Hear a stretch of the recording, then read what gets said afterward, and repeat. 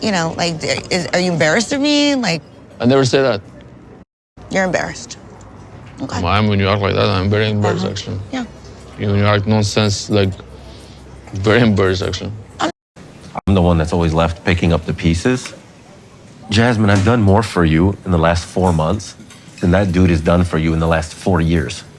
Now that you have a baby coming, you're not thinking about converting, correct? Ultimately, it's my decision.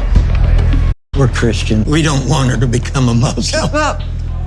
Say she's probably gonna kill me for talking about this, honestly. But he tells me, like, I need to be more feminine. Like, I never hear in Russia them told me about polyps, and now I have a lot of more problem what I thought. I miss us. I miss you. Why are you still living with Matt after 4 months? But have you still been intimate with Matt? Of course I've been, Gino. Huh? Of course I've been. That was. You have.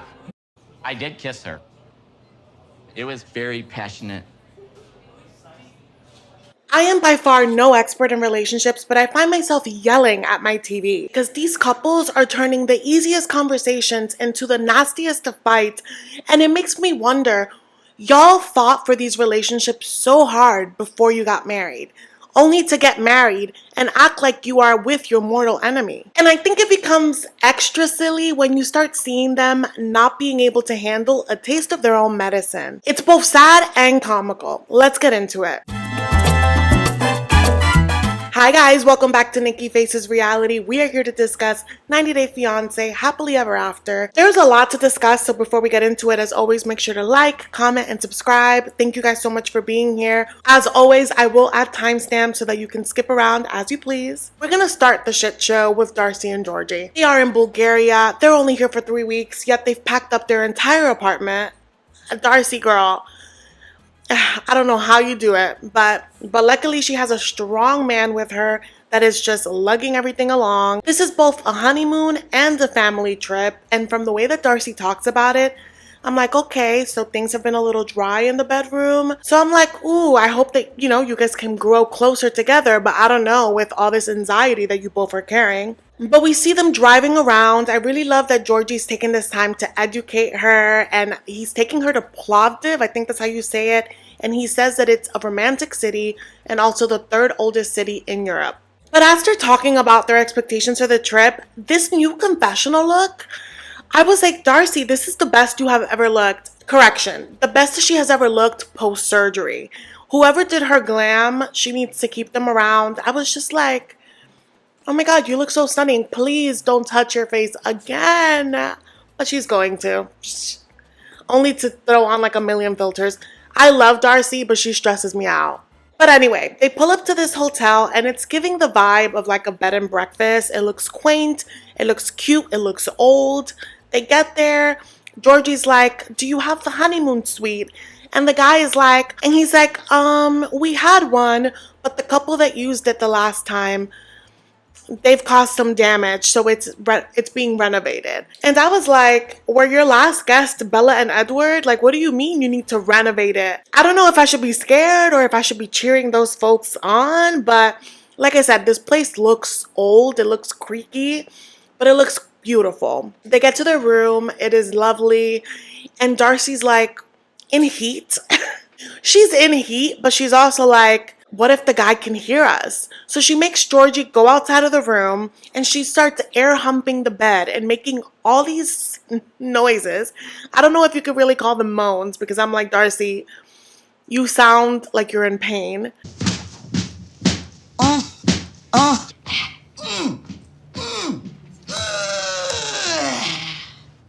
And of course, Giorgi's like, the way you sound, of course I can hear that. I have a feeling that Darcey is super loud in bed to a point that I think would take you out of the moment. She just seems so extra, you know? But she's not gonna let this stop her, honey. She straddles her man. She starts eating his face and she's like, take me to the shower. They leave the rest to our imagination. She's going in also with like all of this jewelry. I'm like, you're gonna go into the shower with all these diamonds? Okay. The next time we see them, they're going to this lovely restaurant. She lets us know that they had a lovely night of passion. The vibes are good, so why not ruin it? That's literally Darcey's mantra. So she's like, so how are you feeling about me meeting your family? And he's like, everyone's excited to meet you. I'm just, anxious about them meeting you. Giorgi has appeared nervous about this literally the entire time, but I think what's clear is that he grew up in like a strict household and they have really high standards for him. And I feel like you really never grow out of that. You can fight against that feeling, but you always want to make your parents proud. And I think, he hasn't been back home in 13 years. He's really nervous about navigating this as a grown-ass man. And it doesn't help that he's with a woman that he loves, a woman that he has chosen, but a woman that is truly unpredictable. And so he is trying to process his feelings with Darcey, but I think Darcey is not capable of not making something about herself. So this is where it goes downhill, right? Because he's like, I've chosen you, I love you, but my parents don't know you. And like, I'm just afraid that basically that they're not going to jive right away. And I understand what he means, but the way that he's saying it, I knew that Darcey immediately would be like, so what, are you ashamed of me? Because the way that he's talking about it is like they're not going to approve of her. And I think all his worries, sure, like she's stressful, but I don't think she's necessarily the problem in his head. I think that he is stressed out about how hardcore his parents are. He's mentioned a few times that his dad is a profiler for the military. And I'm just like, Darcey's a lot of things, but she's not a criminal. So what are you afraid of him being able to like scope out? And I think that what we're seeing is his childhood like anxiety. And I feel like it's one of those things that with your parents, you kind of have to do like exposure therapy. And he hasn't been around his parents for 13 years. So everything that he is ashamed about or has a hard time navigating with them, he's been able to suppress that for 13 years. And I think it's a big deal that he's even talking this out with Darcey. But Darcey is like, so you're ashamed of me. You're embarrassed of me. And he's like, you're not listening. That's not what I'm saying. And then she starts like pulling a tantrum. And he's like, yeah, you know what? I am embarrassed of this. And the thing is, she provoked him. Like, this was so unnecessary. But also, Giorgi, you gotta de-escalate. You've chosen this lady. You know how she acts. Why would you say that? It just felt so mean. And she was like, I would never say something like that to you. But you know what? I will never embarrass you. I just won't say a word to your parents. And I just feel so bad because this went from 0 to 100. They were having such a pleasant time. And I give Giorgi a lot about how he's chosen Darcey and he should be able to navigate this. But also Darcey, like, you've chosen a man that does not outwardly like talk about his emotions. So the fact that how can I say this? If I chose a man that doesn't express his emotions often, when he starts to leak his emotions, I would handle that with so much care because I don't want to run him off. The minute she started pulling that tantrum, he just shut down. And that could have been an opportunity to ask for what you need, to ask for more questions, to ask how you can support him through that. It's just so chaotic. Like, y'all chose each other, yet you hate that you guys are the way you are. Like, why, what are we doing here? Now let's move on to Adnan and Tigerlily. These two princesses decided that they wanted to live in a cabin, yet they are complaining about flies. It's like, they are settling into their cabin life. Out of nowhere, this man starts vaping in front of her and she's like, oh, so we're doing this out in the open now. And she goes on and on about how he needs to not lie to her again, that it's not about the fact that he's smoking. It's about the fact that if he can keep the little things away from her, he's going to keep the big things. And I am a big believer of that. However, you chose a man-child, he's going to act like a man-child, But the next time we see them, they're going to meet up with her dad. And I just think that it's insane that she got married and is about to have a child and her family still hasn't met him, not even on FaceTime. And you can tell that either she doesn't really talk to her dad or she doesn't talk about her husband because her dad and her stepmom can barely pronounce Adnan's name. Like, that whole interaction, I was like, ugh. But they take them to a barbecue spot. Adnan has been complaining about American food the whole time. He's been wanting her to cook Jordanian food. But he seems to be pleased with the barbecue. And I mean, how can you not love barbecue? And I think they start having a conversation about the fact that he can't eat pork because of his religion. I think the dad was saying something like, not eating pork is in the Bible. And Adnan takes that as, oh, well, there's so many versions of the Bible. And, you know, there's only one version of the Quran. And they have to school him like, there's a few versions of the Bible for a reason. And he's like, oh, that was unnecessary, and also again shows just how much of a liar he was when he was saying that he was accepting Tigerlily being a Christian. And the parents, I think her stepmom is like, okay, you're about to have a baby. Are you thinking about converting? And I just thought it was so worrisome to me that Tigerlily was like talking to her dad and her stepmom, but also like looking at Adnan, like to make sure that like she's saying the right thing. She was just like, oh, well, you know, I don't know yet, but if I do it, it's going to be because of my own wishes. Like, no one can force me. As her husband looks like he's constipated because he needs her to convert today. And so the dad immediately is like, we are Christian, so obviously we don't want her to convert. But he tells Tigerlily, you know, in converting, like, you're going to have to change a lot about how you present yourself. If you guys recall, Tigerlily thinks she's a Kardashian. When we met her, she was all about the bodycon dresses. And she's slowly but surely has been covering herself up to meet Adnan's wishes. But when the dad says that, Adnan is like, well, you know, I just don't want, you know, other men looking at her and other men touching her. Is that a problem? And her father's like, listen, little boy, you should be confident regardless. He does not say it like that.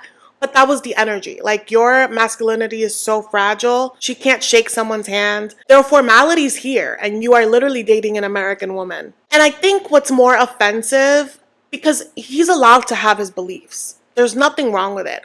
But I think what's offensive is that you sought out an American Christian woman, and then you are downplaying to her face just how big of a transition it would be. It's huge. She's a grown-ass woman. She's like 40, right? She's lived her life in a particular way, and you are asking her to change it. That is going to be huge. And he keeps being like, what are you scared of? Then again, he's a child. So there's that. Let's move on to Jovi and Yara really quick. Jovi and Yara's issues have always been, he wants her to have a baby. She wants him to stop going to a strip club. But she's been saying that she doesn't want to have a second baby because she feels like a single mom.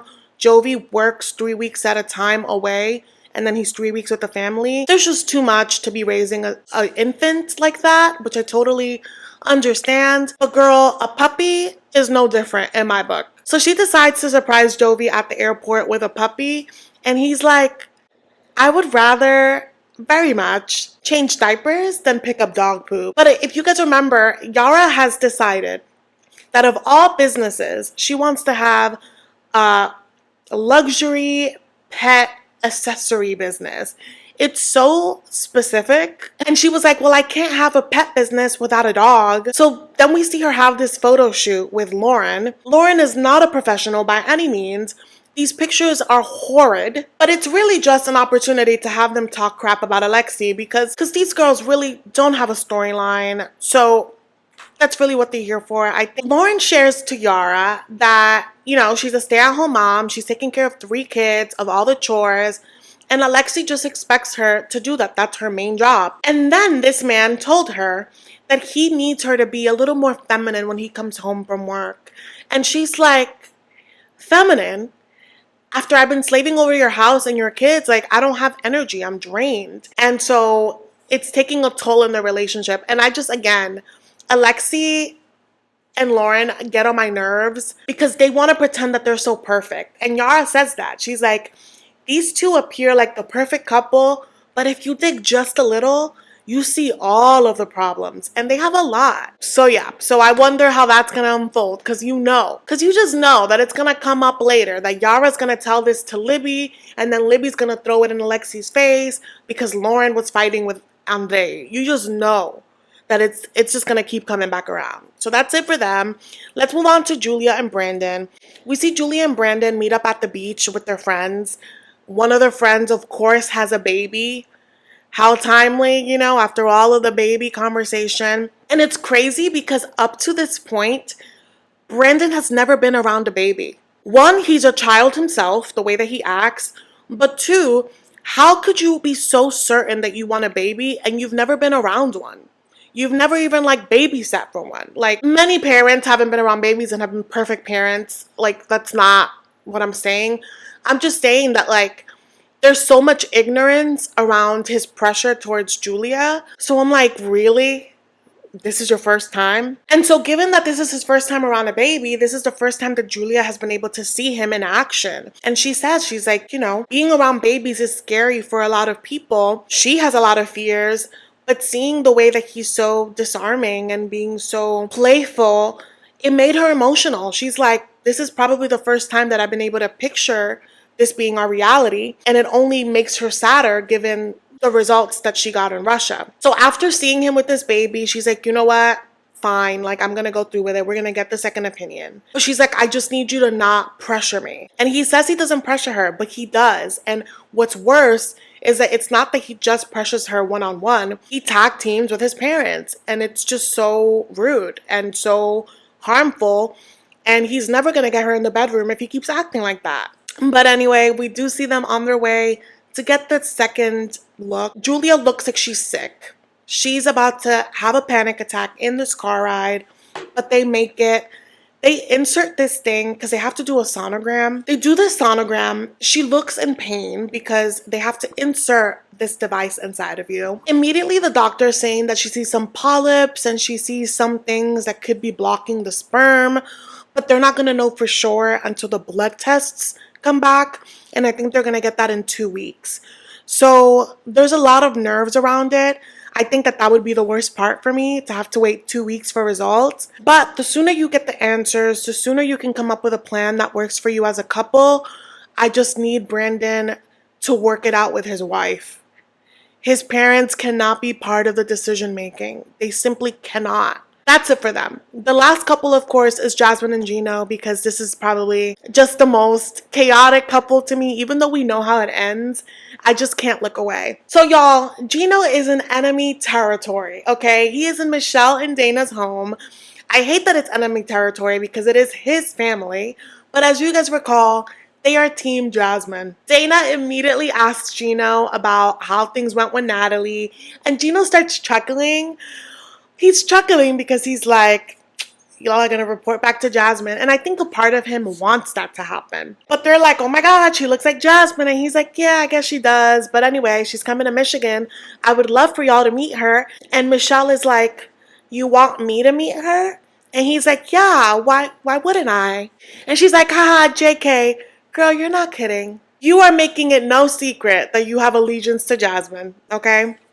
And it's funny because his family talks so much crap about Jasmine before she got here.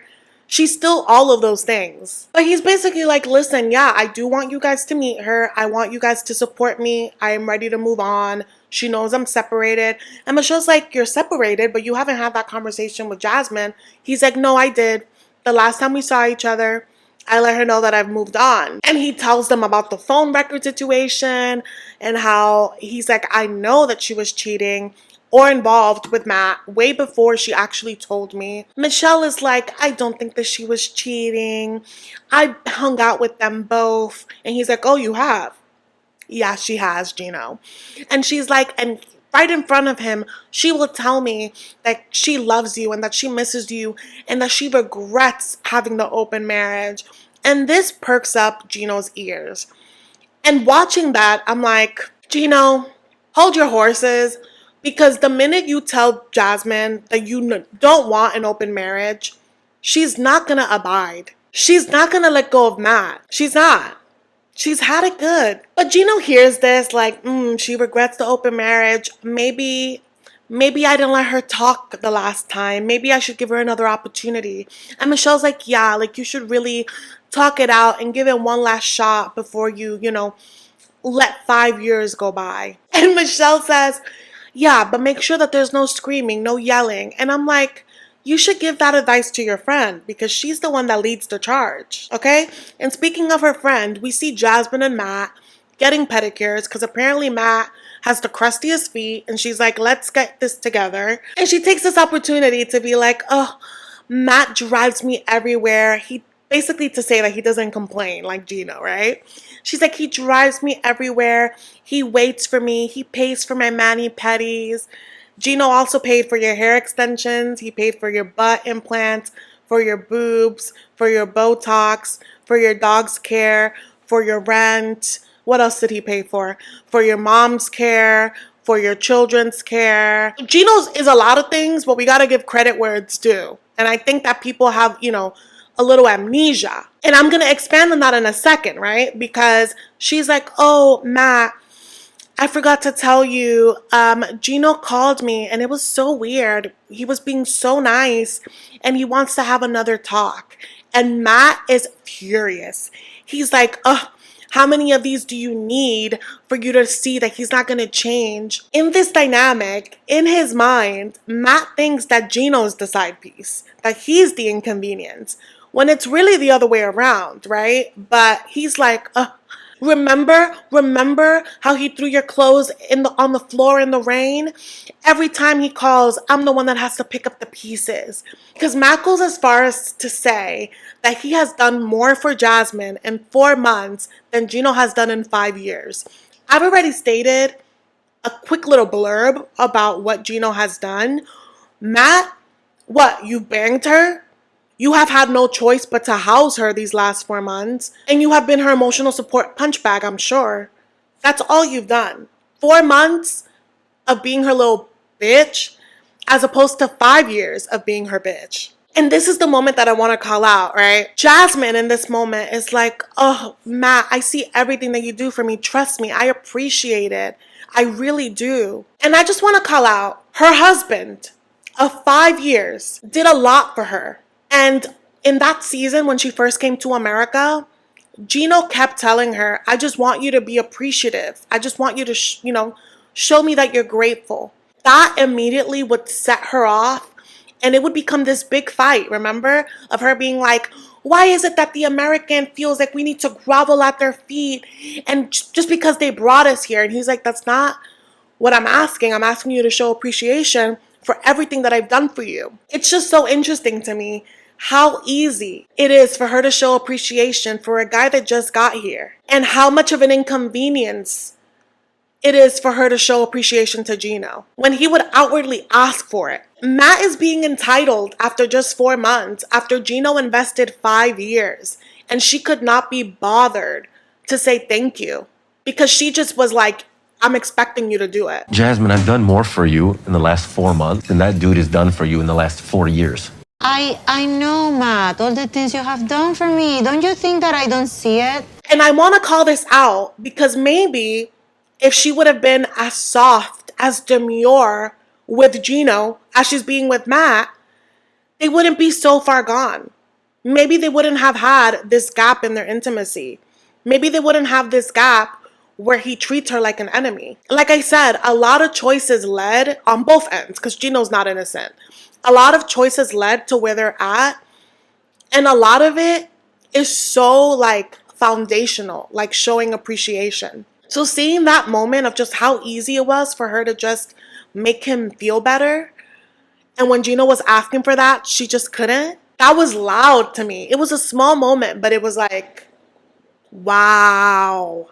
Wow. It's just so funny and hurtful that people can be everything you want them to be for other people. And it's a testament to why we shouldn't beg for the things that we deserve. And she ends this moment by being like, oh, a husband goes over a friend, which is insulting to everyone involved because, like, Matt is not your friend. He's your boyfriend. And I'm sure that that's hurtful for him to receive.